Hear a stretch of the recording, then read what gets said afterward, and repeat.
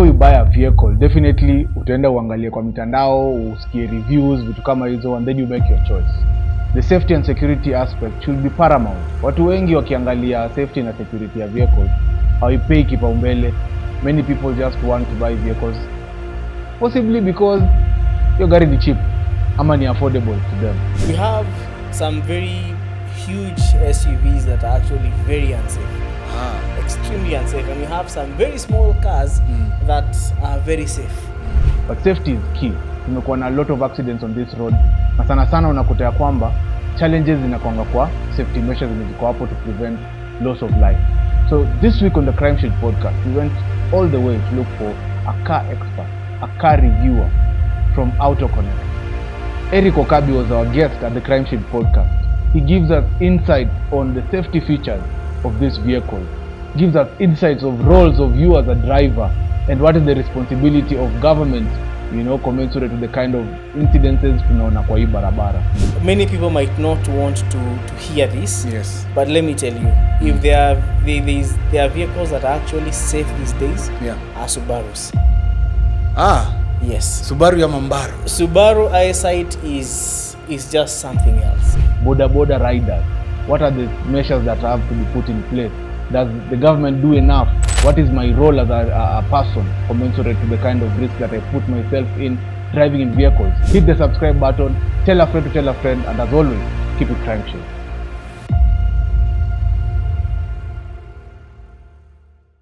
Before we start this episode, I have a favor to ask you all. I know you've been wondering why security, why have a security podcast? And this is the reason why.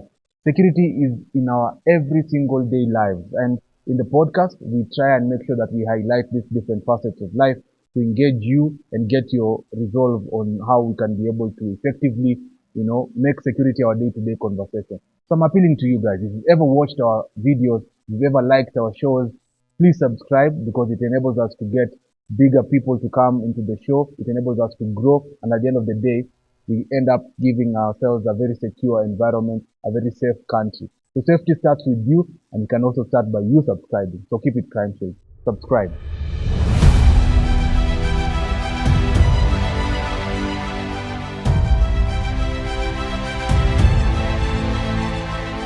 Mimi nataka kuuliza Wakenya swali moja. Ukinunua gari unanunua because of safety ama unanunua because ni affordable? This and more is going to be part and parcel of a conversation that we're going to having with the best. Erick is a friend of mine I think he's better placed to introduce himself because he's been reviewing cars for the longest. He's inspired me personally, without even him knowing, to do amazing things in terms of making decisions of buying a car. So today we want to deep dive into this topic, highlighting on safety, leveraging on his skill set and expertise, and educate you and even educate ourselves on matters safety and security on cars. Without further ado, Erick, karibu. Asante sana. Introduce maze. It seems I'm not working hard enough because we are told you should not introduce yourself. You should let your name do that for you. But anyway, tayari nimejaribu but naona nika sijafanya justice. Thank you so much. It's a pleasure being here. It's been a long time coming. Maze but pia umekuwa busy. These days wanasema ndume iko busy. Anyway, it's a pleasure being here. I'm Erick Wokabi. They call me Erick with a CK. I have to emphasize because that once got me into problems. Pale kwa certificates za exam. So unapata ule aliweka Erick bila K mwisho. So I always have to emphasize Erick with a CK. CK alipata F. Ule wasi labda alikuwa mbeba Daudi mtakatifu. If you know, you know. Ama unaenda pale ukienda kuapply passport unaambiwa huyu si wewe. Yes, because of that. So you have to swear so many affidavits. Yeah, so thank you for coming here. Crimeshield Podcast ni story tunapiga. And I've been watching you vile nimesema earlier, and you've been doing amazing things when it comes to mambo ya magari, reviewing them. Mimi nataka tuanze kwanza to demystify hizi myths. Myth ya kwanza yenye mimi nasikianga sana. Hii gari kubwa ndio the safest. Sijui hii gari kubwa ni gani. Take us through for you to consider a car safe. Ni nini mtu anaangalia? That's a very interesting question. It's a question that actually it's a big myth because we have some very huge SUVs that are actually very unsafe. Extremely unsafe. And you have some very small cars that are very safe. You know, safety, the way we define safety from a professional perspective and from a layman's perspective might be very, very, very different. Yeah. In this way, most of the time, you remember kitambo we had cars zilikuwa na mabati ngumu sana. Yes. So these days you hear guys say, I'm driving a car that is very light, ikigongo ina bondeka. Yeah. But today's vehicles are actually more, they are safer by a couple of times compared to the older vehicles. Why are cars softer? They are softer because they have what we call crumple zones. What crumple zones do, when you get into a collision, they absorb the energy. And how they absorb that energy is through collapsing. Okay. But ukikuwa ndani ya gari ngumu, iende igonge something else, inakukata. That energy will be transferred to your body directly. So that is why these days cars are made to be softer. Okay. So they are actually safer. So it's not the entire car that is soft. It's only the panels outside to create enough room to absorb that energy before the impact gets to the passenger cell. So there are these misconceptions that modern cars are very unsafe because they are soft. No, hizo ni stories za jaba. They're actually safer. And also, how do we determine safety? So in this day and age, how we determine safety is, number one, the build quality, how the car behaves in an impact. Okay. And that is why we have ANCAP ratings and IIHS ratings as a global measure for how safe a car is. Unajua Wakenya si upima na macho. Anagonga hivi. Anagonga hivi anasema iko sawa hii. And then there are safety features that have come in. There is autonomous emergency braking, lane departure. We have some collision prevention methods, mostly by use of cameras or even radar. So safety is not determined by size. It is not necessarily determined by size. You can be driving a big coffin. You know, even coffins come in different sizes. Different sizes, So at the end of the day, what you need to look out for is the features that are there, and also get to do a little bit more of research. So big does not necessarily mean safe. Watu wengine ufikiria hizi advanced features. You look at people who, like myself, I like driving manual cars, but it's scarce. So mtu anasema hizi magari za automatic ni shida, lights kila mahali kwa dashboard, vitu kama hizo. What is the importance of basically understanding why hizo features ziko? You know, in this modern day age vehicles, unakuta check engine iko hapo. Unajua watu wanasema bora gari ukiwasha ingurume isonge, kasonge twende. That one is a very interesting one as well, because right now, today we are looking at so many things when it comes to advancement in the motor vehicle industry. And one thing I'll tell you is that advancement does not necessarily mean safety as well. Okay. Right now we have cars that have ECUs or computers. So many computers. But the work of the computers is to make sure that the vehicle is driving at optimum conditions. That is why you'll find there are some vehicles, hata ikipata something with the tire monitoring system inaingia limp mode. So they are in a way related to safety. But one thing I always tell guys, no matter how sophisticated the car is, your brain is the master computer. And I was telling you when you're having that conversation, you know, you cannot make a car idiot proof. Yes. Kama wewe ni idiot, wewe ni idiot too. Kabisa. If you drive that car, you know, there is a matatu I saw recently, imeandikwa, this vehicle does not have a brain, please use yours. It's funny, but it's the truth. It makes a lot of sense. So if you drive a vehicle badly, no matter how sophisticated it is, yes, they have tried to add on some driver assist features like lane departure. It will warn you when you're going off the lane, but it will not tell you, bro, Rudy. It will just warn you. Most of the time they'll warn you, but you can, as the driver, most of the time in most of these cars you can override what they are trying to tell you. And then you can have a very safe vehicle. but our road design does not allow the safety features in those vehicles. For example, if you have a vehicle that has lane departure assist, yes, right? Or it has what we call adaptive cruise control. Yes. That's that you set cruise control, but it cannot ram into another car. You know, some of these features heavily depend, like lane departure, it heavily depends on road markings. Okay. So if the road is not marked, what happens? It doesn't work. It doesn't work.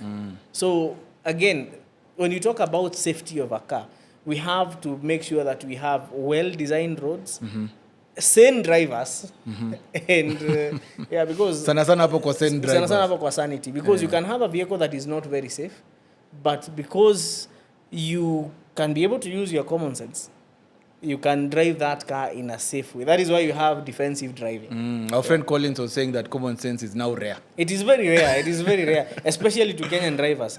You, for instance, if you drive from Nairobi to Nakuru, mimi najuanga hiyo ndio the most notorious road right now.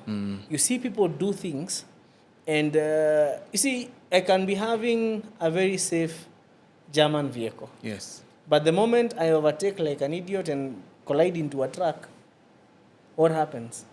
No matter how safe that car is, there are impacts that are going to kill you directly. Yeah. When it comes to reviews, I've seen you review vehicles. Ni gari gani mae kushtua yenye, you know, again, the myth yenye tumekuwa tukiongea about vehicles kukua kubwa so zinakaa safe. Ni gari gani yenye ni ndogo yenye uli review kona, kumbe hii ikona hii feature. You know, the safety feature, kitu kama hiyo. Well, actually several. Like, for instance, and I know many people might not want to hear this. Yes. But let me tell you, if there are vehicles that are actually safe these days, are Subarus. Yes. Subaru ya Mambaru. Subaru eyesight is just something else.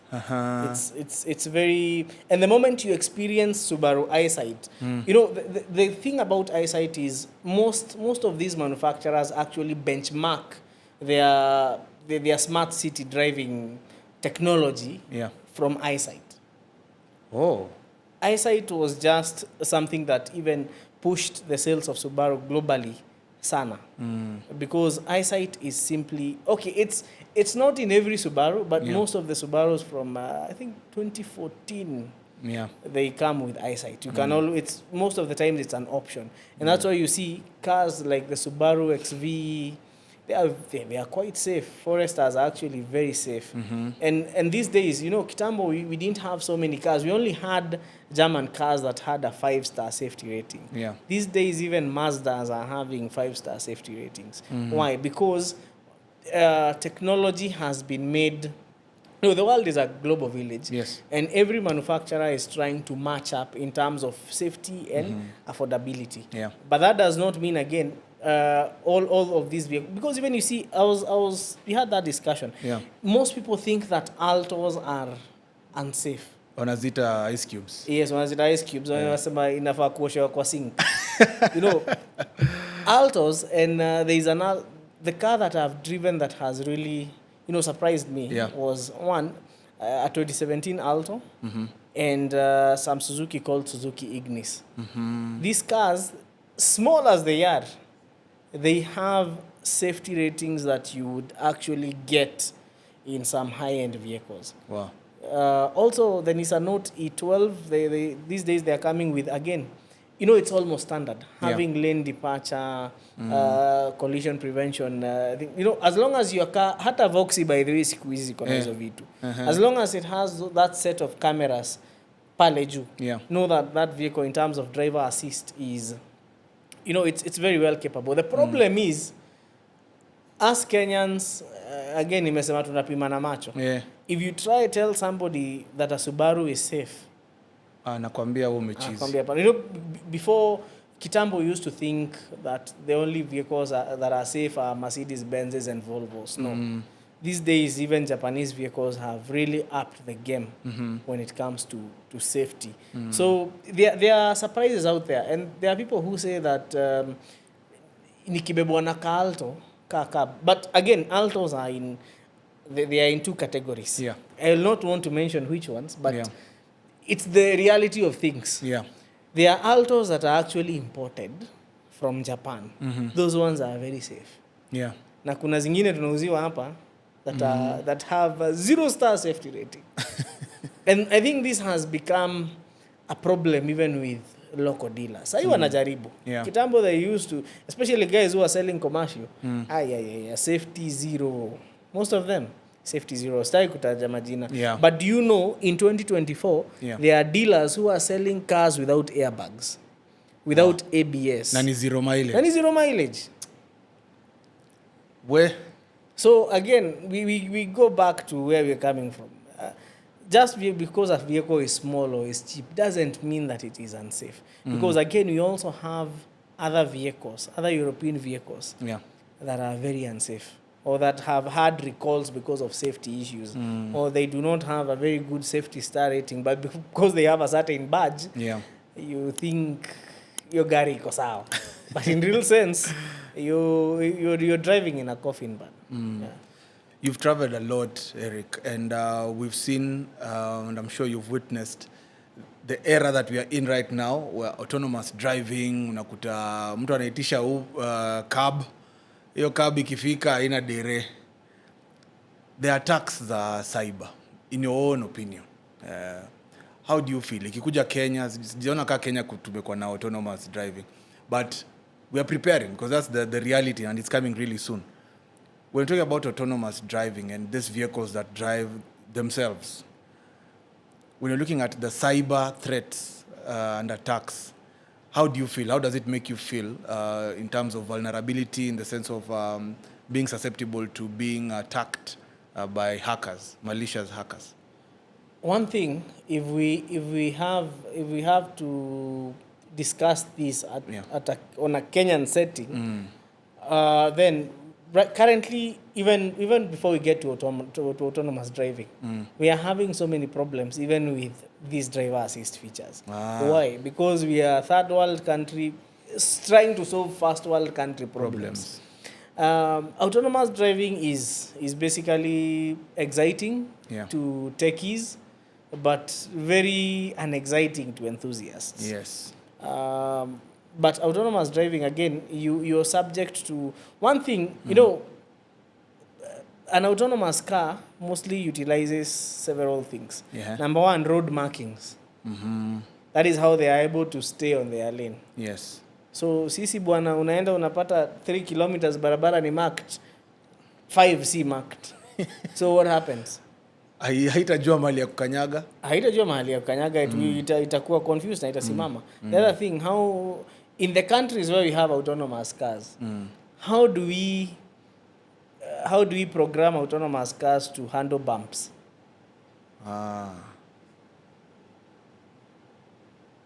Na unajua hizo countries, most of them hata the level of bumps zao si mingi, hata ziko. They rarely have speed bumps, but us we tuko na bumps zingine zinafanya kaburi. So how does the car recognize that this is a bump?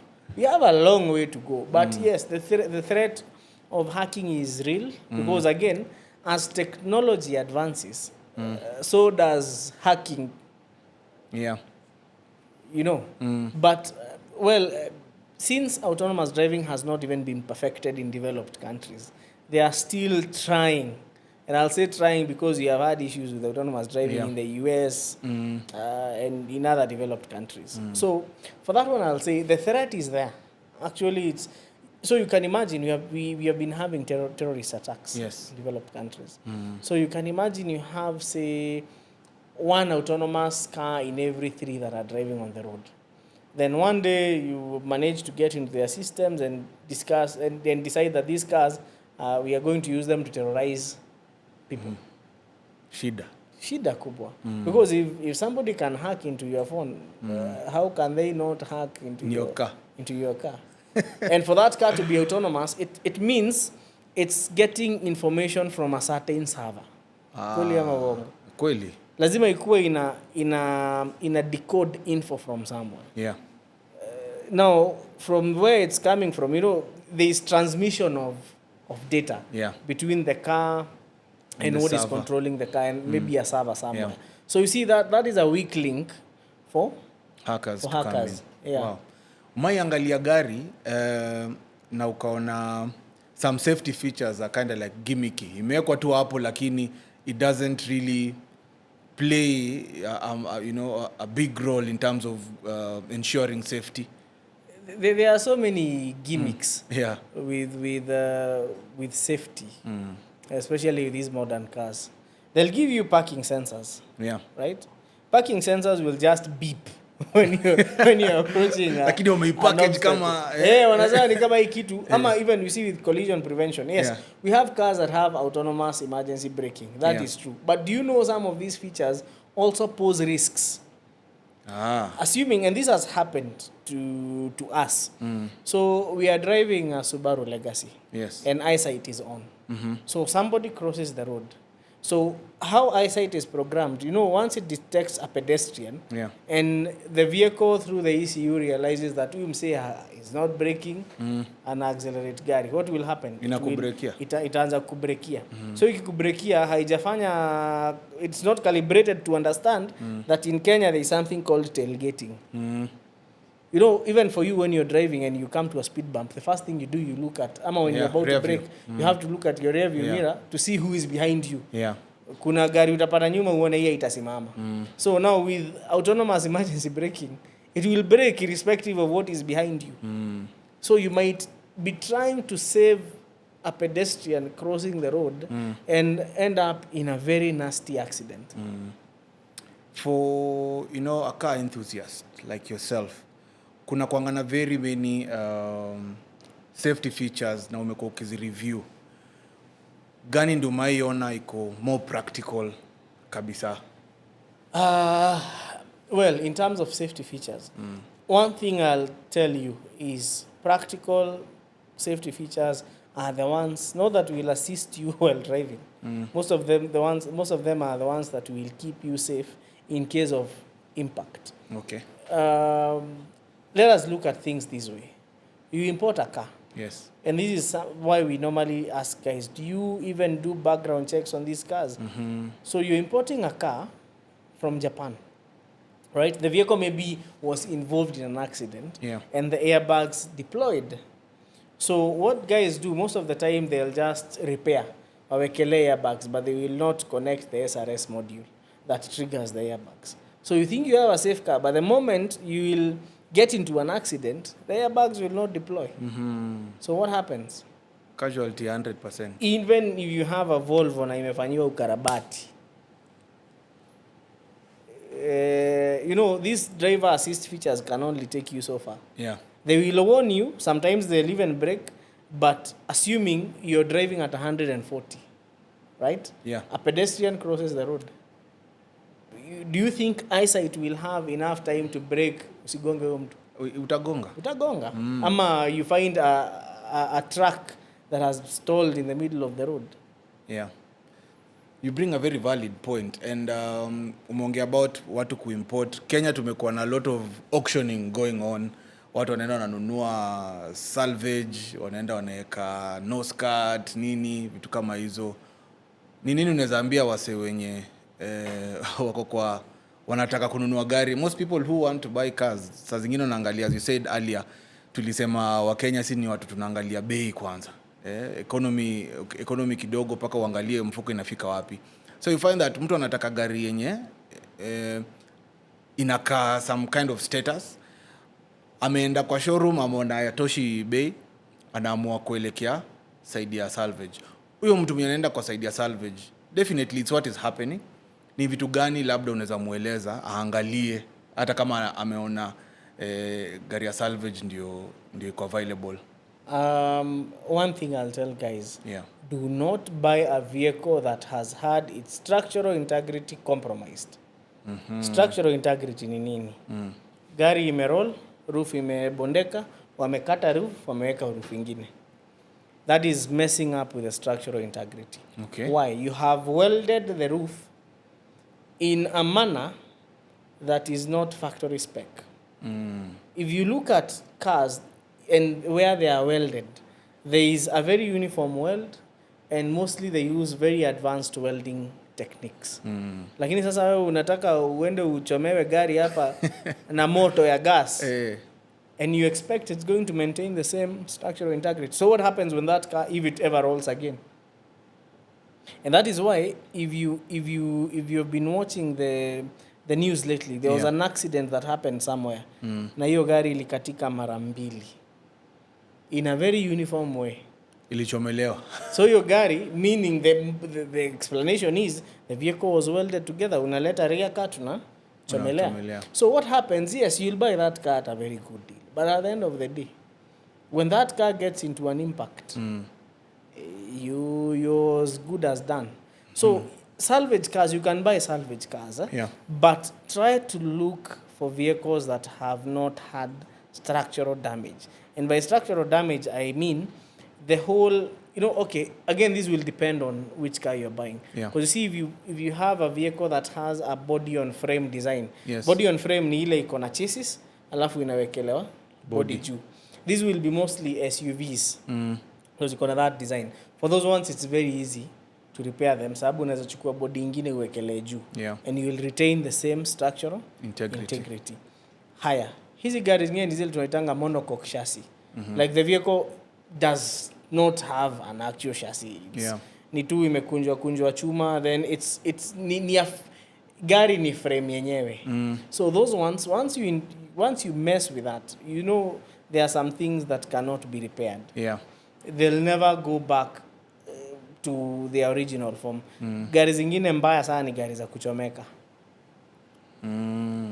Gari kisha chomeka, you know what happens to metal. So in as much as you paint it, that vehicle is weaker than it was before. So there are so many things. If you're buying a salvage vehicle, you'd rather buy one that has a seized engine and a transmission that is not working. He's only if to plug and play. But if it has structural damage, try to think about, what if I get myself into an accident? What will happen? And that is why some of these, I want you to go and try to observe some of these accident wreckages. You'll find that there are some vehicles that do not deploy airbags. There are vehicles that will crash in a very peculiar way. Like that one I'm telling you, ilikatika very uniformly. So that tells you there was a weak weld somewhere. Because again, we don't have the standards. In the US, in other developed countries, people actually repair salvage cars. But what happens when you repair a salvage car? It's given a salvage title. Okay. So kinunua unajua what is happening. Alafu, even in Kenya, there is so much legislation that people do not know about. So when a vehicle is involved in an accident, and the insurance writes it off, do you know it's supposed to be deregistered? So it's supposed to be deregistered. And then, if you choose to repair that vehicle, you're supposed to, before it can be given fresh registration, you're supposed to take it to the chief mechanical engineer, you're supposed to take it to KEBS, you're supposed to take it for NTSA inspection. For them to verify the quality of repairs that have been done on this vehicle. But do we do that? No, hata mimi niko na testimony. Sometimes you walk into these inspection zones and wanakuambia kanyaga brake, bora taa inawaka, brake iko sawa. Umai kuwa na situation kama hiyo? Like inspections. Maybe sometimes, and this is, by the way, we have to the government might be trying. The government does try. Actually, it has a blueprint. But the problem normally is the people who are supposed to implement that blueprint have no clue. For instance, me when I inspection and a checker sometimes, because you'll go for inspection, how do they test your brakes? They tell you kanyaga brake, taa imewaka, your gari iko chonjo.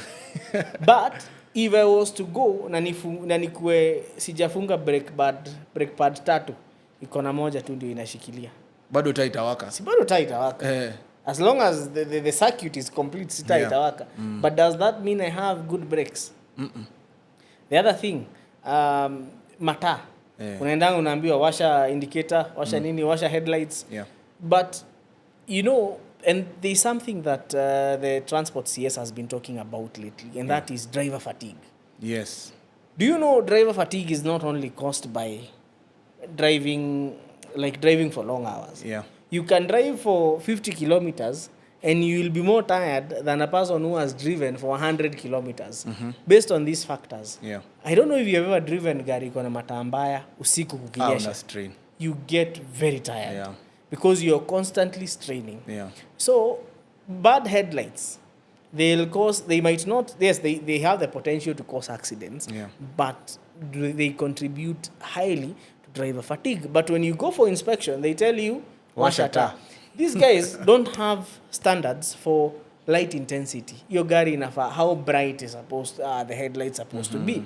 And then guys install aftermarket headlights. And this is something that I think we need to have a serious discussion with the guys who are implementing some of these legislations. Yeah. So if you find that some of these rules, if you find that your car, the headlights are not bright enough, there were cars that were basically, gari za kitambo, the headlights were not the best. Yeah. So if you own an older car and you want your lights to be bright, what you do, you install aftermarket headlights. Yeah. So then right now there are NTSA crackdowns. Yes. And by the way, these are conversation I would like to have with NTSA. But next time, let them say mojo NTSA. Just discuss like Kenyans who want to make Kenya a better country. Yes. So I go and get lights that are brighter than there. So I'm trying to keep myself safe. Yes. But you're going to tell me that these lights are illegal. Yes, there are lights that are illegal, like light bars. You don't fai kuwasha on a normal road. But mimi nataka niende nichukue LED lights that are safer for me and they will not harm somebody else. But at the end of the day, a traffic police officer will tell you these lights are illegal. Based on what? Amepima na macho. Ama ameona hiyo light inakaa fancy. Amekwambia hii light ni illegal. Because guys are, you get your light. And again, this is why we are trying to create job opportunities and destroying them at the same time. So vijana wetu wamejua, I can pick a projector, attach it to an old headlight and make it brighter. But mtu mwingine hapa anakuja na kuambia hii kitu ni illegal. Doesn't make sense. Nataka turudi kwa of late tumekuwa this year particularly kumekuwa na a lot of road accidents involving school buses. How does it make you feel and what do you feel inaweza kuwa better to make sure kwamba hizi accidents zenye tunaona especially school buses, tumesikia minister akiongea mambo ya the safety features zenye zinafaa ziwekwe hapo. In your opinion, what's your take and what do you think we need to do? My take on this is that knee-jerk reactions will take us nowhere. You know why? Yeah. Angalia how our school buses are fabricated. Yeah. If you import a school bus, it will come in very well fabricated with all the safety features. Yeah. But sasa hapa tunakuja tunafabricate body na mabati, tunaweka chuma ndani ya basi like metal, you can see this is metal, not even cushioning it. Then we come and introduce other rules that school bus lazima zikuwe na flat bars kwa dirisha. But we don't know what is the purpose of these flat bars. Yeah. In fact, 90% of the school buses with flat bars zimewekwa venye haifai na zimepita inspection. Why? Because ule jamaa wa inspection ameambiwa hii gari inafaa kuwa na flat bar, but hajaambiwa what is the purpose of a flat bar. So you find that in case of an accident, the passengers will die. Yeah. Why? Because there are no escape routes. Yes. This, there are two functions of a window, actually three: lighting, aeration, and emergency exit. But ukiweka chuma hapa inaenda ikikaa nyumba ya kuku. Unajua kuku zinaekangwa wire mesh. So in case of an accident, how will these people? In fact, it harms you because sasa in case umegonga gari imeanguka na hizo mawires zina protrude now from the inside. Easy chuma, they can cause head injury. Yeah. Again, we are having very badly fabricated seats. Nataka uende uingie school buses locally fabricated na matatu. Unapata kiti umekalia, kiti iko na chuma. Hapa tu kwa magoti. Kiti iko na chuma. Gari iko imepita inspection. Right? But what happens in case of an accident? Injury. Instant. Haya. Tuende tu watu kasemekana wacha gari ziwekwe roll cage. Vans. Yeah. But sasa umeweka roll cage. But no one asks, hii roll cage, is it fixed on the floor or is it fixed on the chassis? Because a proper roll cage should be fixed on the chassis, not the floor. Yeah. The other thing, is there any cushioning on that roll cage? Because if that vehicle rolls, yes, it will prevent the roof from crumbling down. But if you happen to land your head on that piece of metal, you are as good as dead. Umeenda. So you see, we are trying to put in features without thinking. You know, ndio nakwambia, yes, this is a good, having these features is good. Na ni mzuri, the goodwill is there. Yeah. But how there is no one who is educating anyone on how these features zinafaa kuwekwa. And also, I think also our local fabricators have a very long way to go in terms of how they fabricate the buses. Hao wanasema ni the more the better. So wanamaliza unamaliza unajenga basi kama nyumba surely. You see, ngumu. And again, it's good to sit down and look at international standards. How are buses built by companies like Zongtong? And you see, we have a very good relationship with the Chinese. Yeah. Naweza taka when you watch, ingia tu online, just research on Chinese buses. Yeah. See how good they are, how light they are, how safe they are. But sisi unajenga basi na chuma such that in case of an impact, that bus is ndio inakumaliza. The other very simple thing, seat anchoring. In case of an impact, unapata nini? Viti zote kwa matatu ama kwa school bus zimewekwa mbele. Why? Because they are zimechomelewa kwa floor, ama unapata kiti imekuwa anchored na bolt mbili. Imagine. Who inspects how seats are anchored? Or is there a guideline how seats should be anchored? Yeah.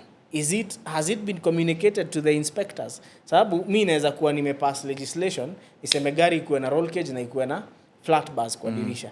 But nikiletewa gari sinaona iko na flat bar. But hii kitu haijaniambia hii kitu inafaa kuwa imewekwa aje. Yeah. So the goodwill might be there, but the implementation. And also I think it's high time also NTSA starts giving a listening ear to people who know a thing or two about cars. Like let them have consultancy. Let people, you see, like for you, you're a security consultant. Yeah. I think government bodies need to have consultants as well. Hire consultants. Like wacha mtu akuje waambie, no, you're doing this thing the wrong way. Yeah. You know. Kuliko kukaa tu hapo hivyo, you're doing the thing the same way and expecting different results. Yes. Tuliongea Eric about hybrid cars na vile tume-evolve over the time. Kuna magari niliona wase fabricators tu tena. Kuna hybrid inatumia ni electric na pia tena inatumia mafuta. Sasa kuna hizi za gas cylinder. LPG. What's your take on that? There are so many myths that are associated with LPG. And I don't want to get too technical about them. We'll get technical about them another day. Yeah. But do you know LPG is actually more stable under high temperatures compared to petrol? Oh. Yes, that's something many people don't know. And you see, these tanks, they're equipped. I've watched several guys convert. Ziko na sensors mingi sana. When there is a leakage, they'll automatically cut it off. Like, even the way they are fitted. Yeah. They are fitted into where are fuel tanks fitted? Under the car, yeah. And at specific places. Away from heat and away from heat shock friction. Yeah, exactly. Yeah. So that is why most LPG tanks again ziko fixed kwa boot mahali spare tire inafaa kuwa. You get? Yeah. So in fact, there are cars that come as LPG powered. Kuna gari zinakuanga LPG powered from the factory. Okay. And LPG has been used, sisa imeanza kutumika. LPG has been used for a very long time. Yeah, tuna demystify hizi myths. Imekuwa ikitumika for a very long time. Ni venye sisi we are trying to do conversions. Yeah. But the other thing that people do not know, again, I told you, the goodwill is there, but the implementation is where we go wrong. Is there anyone who is inspecting how these LPG tanks have been installed? And do you know, if your vehicle is running on LPG, it's actually, I think, on the Traffic Act. If you change the mode of propulsion of your car, you're supposed to take that car for inspection. Kama hasa ukichange a vehicle from petrol to diesel, take it for inspection.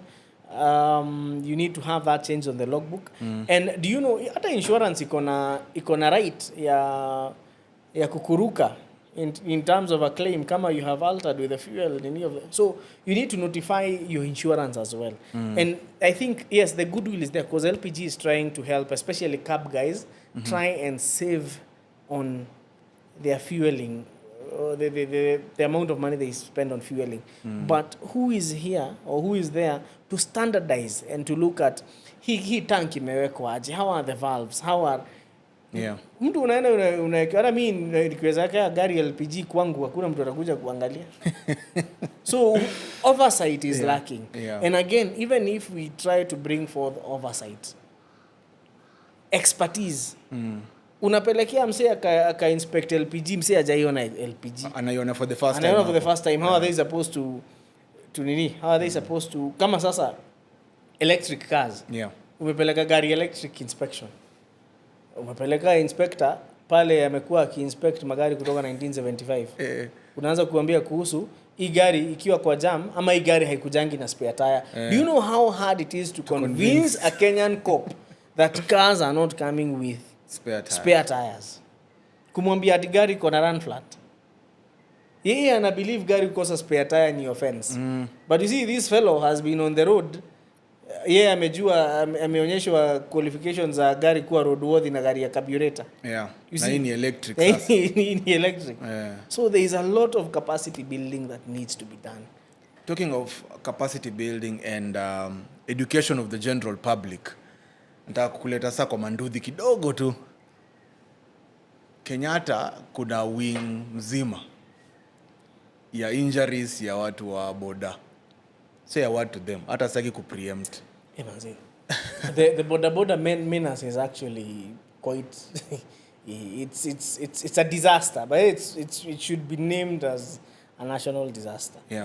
Unajua mtu anaenda kujifunza kuendesha nduthi kwa huko kwa mashamba alafu unakuja kubeba watu Nairobi. CBD. That person does not know even where to give way. Unajua, have you driven along Ngong Road? Unaona traffic lights ziko red, kuna gari zinatoka kwa hii nini na mtu anakuja amepita tu. I had a chance to visit Rwanda last December, and the sanity on do the guys is just, on another level. It's on another level. Na kila pikipiki iko na helmet mbili, and that's irrespective of whether it's iko ushago ama iko town, it is standard.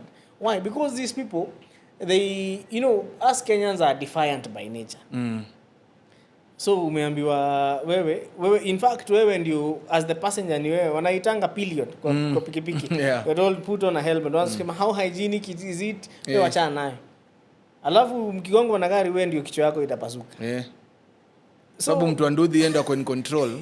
Kwa in control.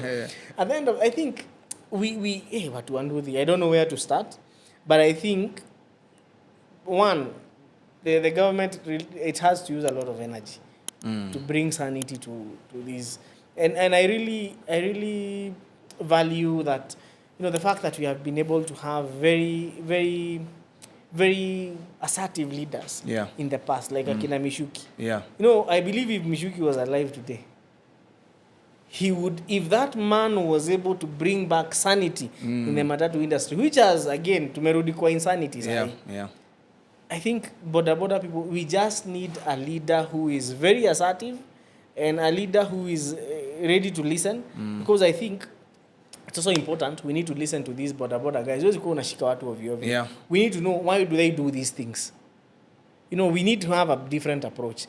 See kama what we have been doing, kila time accidents ikikuwa mingi unatuma NTSA kwa barabara, then 2 weeks wahangaisha watu warudi kwa ofisi hapa hivi.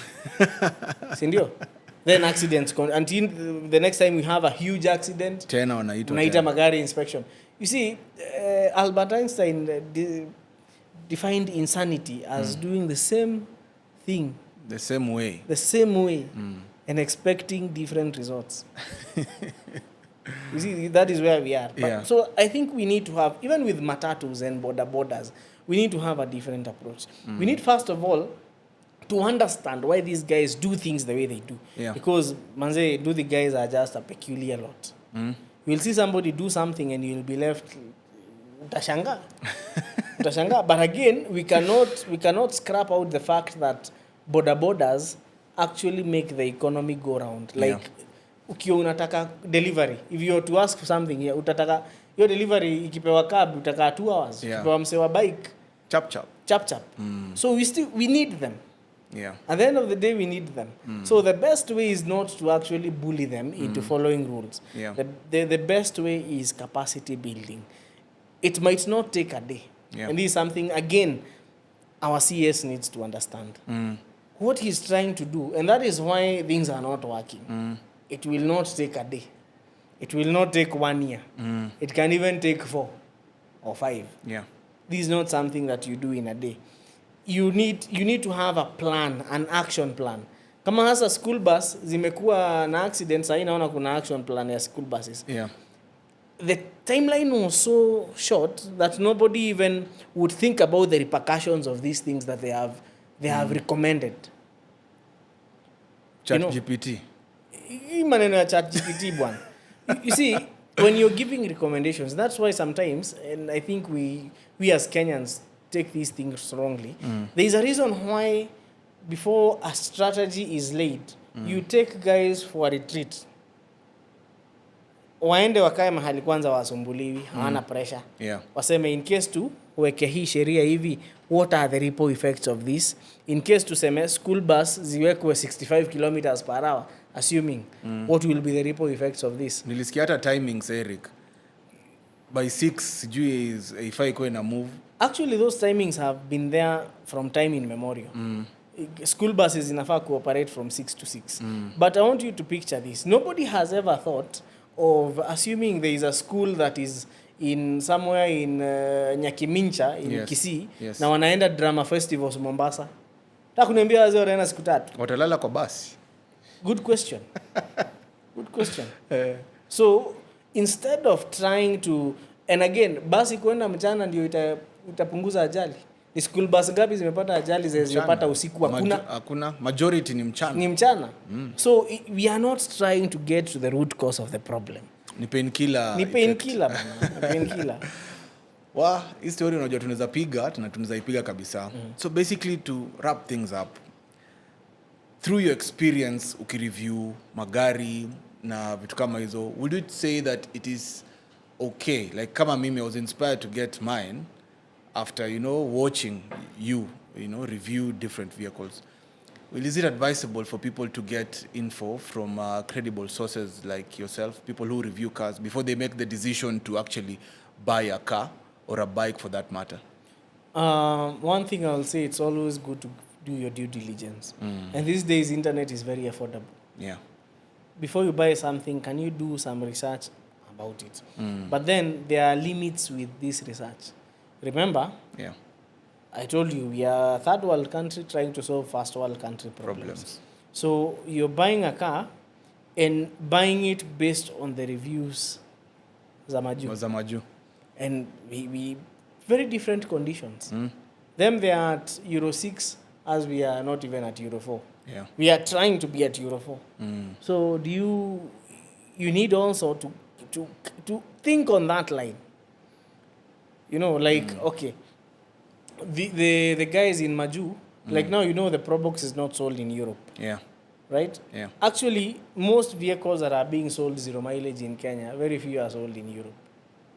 That should ring a bell. It should ring a bell. Tumekuwa kama dumping site. Hata hizi magari zinakuwa imported. Unapata gari ilikuwa there is a way we buy these reports from Japan, and I can tell you, we have seen things. Unapata gari was exposed to radiation, nobody even cares. So that is why again we are having weird illnesses. Atuelewi zinatoka wapi. You find that a very fancy vehicle, a very expensive vehicle involved in an accident, but it kills people.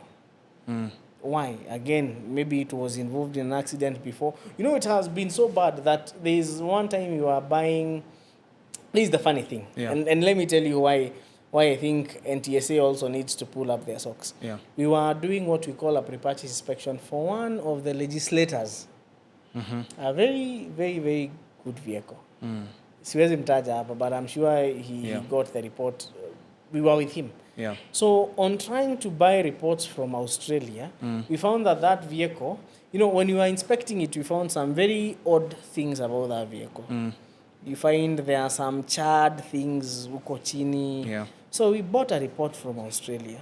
That vehicle was in a fire, ikachomeka. Then it was shipped to Dubai, repaired, then shipped to Kenya. We? So your gari sasa ikifika hapa ni mpya, being sold premium price. Lakini ilichomeka. Ilichomeka. In fact, in Australia that vehicle cannot be allowed to be back on the road. That is why it was sold off as scrap. Lakini mtu anataka anunue Kenya kama brand new. Mtu anunua hiyo gari unaenda kutesa nayo. You see, now that is what we are subjected to every day. And my thinking would be a lot of due diligence is needed. Yeah. There is a lot we don't know. So when you're buying a car, try to get a lot of information. Sababu kila hizi gari tunatumia we buying here, unless you're buying 0 mileage. Hizi gari, they have been used for like 8 years. Hizi gari zimeona life. Yeah. It's not only in Kenya that we have peculiar driving habits. Even where these cars come from. It's only that they are strict. I wouldn't let this conversation end without us talking to watu wananunuanga magari for hire. So you buy your fleet, 3, 4, 5, and you're hiring it. Which pegs to the point of alarm systems. Advise wale watu wenye wako kwa hiyo business, because you've reviewed these vehicles, the high-end ones, paka za kawaida. Mtu mwenye kwa hiring industry, inafaa angalie vitu gani before apatiane gari yake. In terms of the safety measures, security measures zenye zinakuwa hapo. Because watu wanaibiwa, tuliona magari zinaenda paka South Africa, zingine zinaenda Tanzania, Uganda. Yeah. Car hire, I term it to be one of the most extreme businesses in Kenya. But let's even I'll choose to expand this scope. Yes. For even the ordinary mwananchi. Saizi kuna gari, there are cars that do not need alarm systems. There are cars that come with body control modules that, for you to steal that car, not unless you're held at gunpoint. Yeah. Technology has really evolved. In fact, sometimes if you put an alarm on some of these vehicles, it will basically override the system. And the vehicle will reject the alarm. No. Yeah. But when you go to car hire, car business, tracking is paramount. Actually, kwa car hire, there is only one way: tracking. Make sure you have a tracker and you have redundancy measures. Yeah. In case one tracker fails or is removed, You have another you one. have another one. Because if the moment, out of sight, out of mind. Imeenda. Amazing. So there is only one solution: tracking. How sophisticated is your tracking? Does your tracker have what we call geofencing? If you're in the car hire business and you have a tracker that has geofencing, mtu amekwambia okay, mimi nataka kwenda ushago kwenyu ni wapi? Let's assume ni uko Wajir. So una set hiyo gari haitavuka 30 kilometers away from Wajir. Ujikute Ethiopia. Yeah, you just set a boundary. Yeah. Geofencing these days is available with tracking. Yeah. So I believe if these guys, and the technology is there. Actually, vijana wetu wanapiga kazi kabisa. Tracking technology in Kenya is, we are at a very advanced stage. Because these days there are trackers that even monitor fuel consumption. Unaona? Yeah. So in the car hire business, the primary security measure and the most effective is a capable tracking system, and a tracking system or tracking company that has emergency response, SOS. Yeah. In case the gari potee, they have a wide network, they can respond, because pia kuna venye unaweza angalia gari yone it has some very unusual movements. As we wind up now, ya ukweli. Ukweli sasa. History ni mingi. Through your experience, unaweza ambia nini mtu mwenye probably they're looking at you and they're saying that I want to do what Erick is doing?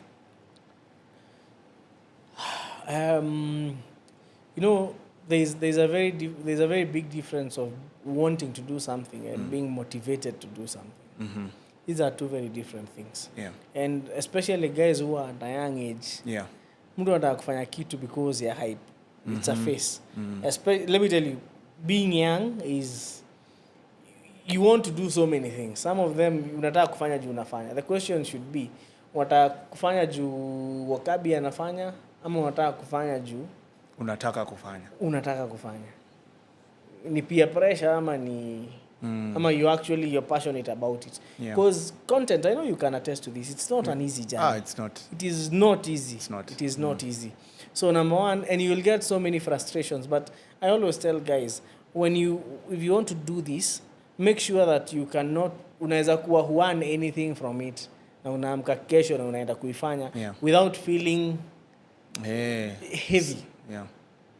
Or without feeling, if you're getting into content, tafadhali ingia into something that you have fun doing. Because for me, I have fun creating content. It's what I love. It's what I live for. But the moment unafanya juu mtu anafanya, you'd rather create content ya kuuza maji. Unapenda, you motivated towards doing that. And if you look at the scope of content in Kenya today, there are people who are doing amazing things that we never thought about. Kama TikTok naonanga msee fulani yeye huenda kuchukua maviatu uko nini. And funny thing, I wake up in the morning to watch msee because it's interesting in a way. There are also people who do any very interesting things. Umepata kuna kina chef wa Islando. There are guys, there are these truck drivers, one of them called Ustad. People who just create content out of what they do every day. Exactly. And you find that like you'll even be curious. And let me tell you, the human mind is very, very, it's very sophisticated. So there is no content that, there's no content that is, if you want to do content, do what you love and what you know about. Fanya vitu kitu yenye unajua. You're a security consultant. Unajua hizi vitu. So try to do security because security, you have it at your fingertips. Kama hasa Kenya hakuna mtu anafanya content ya mafotokopia ile pale. So when you're going to buy a photocopy machine, where do you start? That's a gap. It's a huge gap. Ama umeenda kubuy dispenser.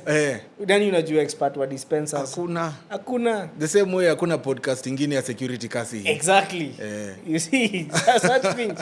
The gap is huge. The gap is huge. So do not do what somebody else is doing. Do what you're geared. Even car content. There is a huge scope of car content.